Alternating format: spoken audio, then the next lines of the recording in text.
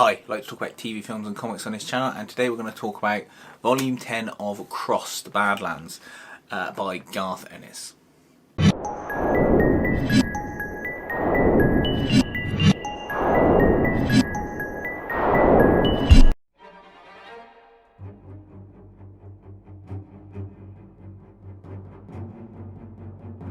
Volume 10 of Across the Badlands by Garth Ennis is one that I wanted to talk about because the storyline is somewhat fitting in today's world, I suppose, if from a morbid point of view.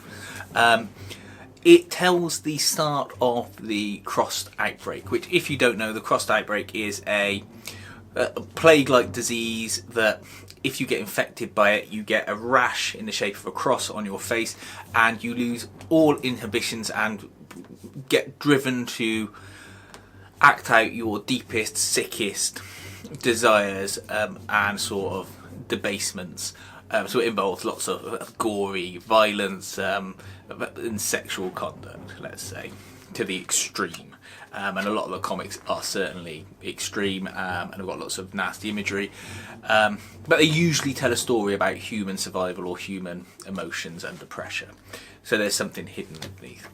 It was created by Garth Ennis, and he doesn't maintain a presence throughout the series, but he pops in every now and then to do a book. Alan Moore's done books for the Cross series, although I've talked about that on this channel before, Crossed 100, and I think he was taking the piss when he was writing it. But anyway, this is prevalent because it tells the story of the start of the Crossed Outbreak in the UK. And it's a virus that's sweeping across the nation, and the government doesn't know how to deal with it and what to do. You've got Gordon Brown and his sort of press secretary, spin doctor, and his guard of SAS soldiers who are with him.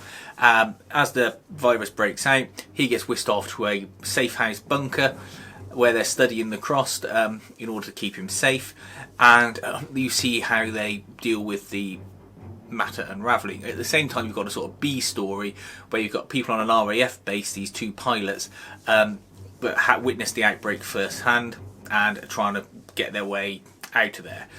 There's some very, very obvious character models in here where you can see obviously Gordon Brown is drawn like Gordon Brown.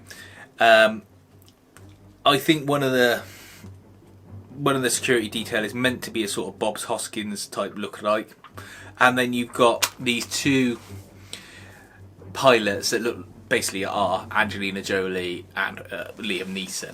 There's no doubt about it whatsoever. You look at them and you think, oh, is that Angelina Jolie and Liam Neeson? And I'm sure there are other character models in there as well that I'm probably just not clever enough to spot.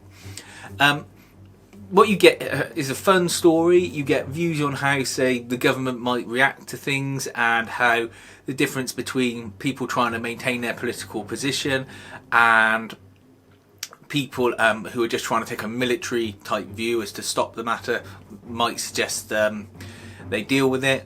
And you just see the general breakdown of society, which ultimately ends up in the launching of nuclear warheads by the Crossed. And them having to resolve how to sort that out, and then ultimately everyone just going, right then, sod it, what are we going to do about this, and having to split up and just try and get to their loved ones. I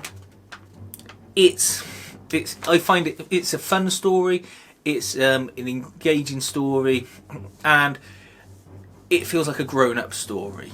It's certainly not for kids, but if you want an interesting read that deals with sort of modern issues and has a little bit of sarcasm to it as well regarding the government, etc., this is worth picking up. You can get it quite cheap second hand on something like Amazon or a second hand bookseller online, and I recommend buying it. If you've never read The Cross, this might be a good jumping on point because it's not too super violent or extreme, but obviously if you're a Crossed fan, then this is very good to have because it tells you about the start of the outbreak. And it's from the horse's mouth, Garth Ennis, the guy who wrote the first book. Let me know what you think. Please feel free to give us a thumbs up and a like and a subscribe, and thanks for watching.